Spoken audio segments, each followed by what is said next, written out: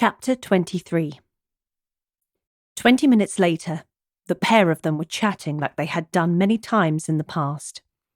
All it took was one killer question to break the silence and kickstart the chat. Angelica told him little bits about the history of her and Patty, but not all of it.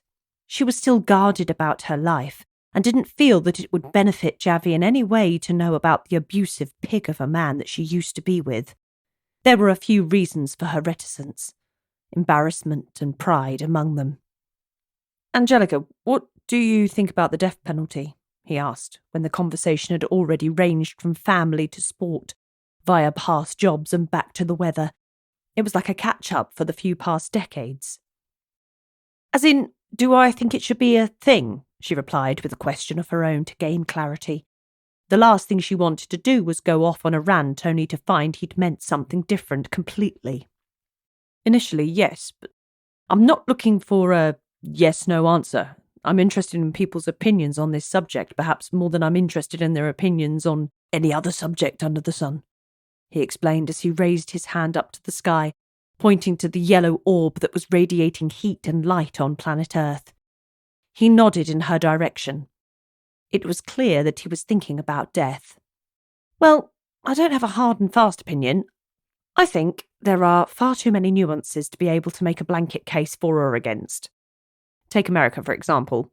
They have the death penalty, but it takes decades for someone to go from conviction to execution. That shows, even in a country where certain states see the death penalty as cut and dried, it isn't an easy decision."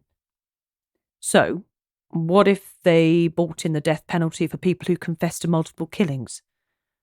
"In that case, I believe that all we do is persuade killers not to confess," Angelica answered, forgetting she was in public and raising her voice to a higher level.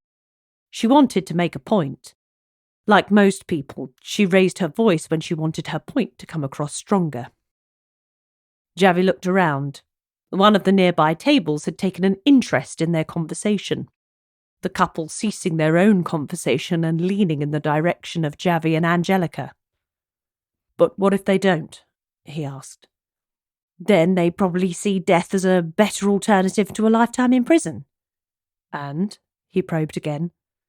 "Then that's the point in time that we don't let them get what they want," Angelica responded forcefully.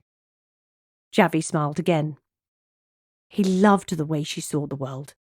It was so different from most of the people he'd met. Javi found it refreshing. It was time for him to ask her a new question. Something more concrete.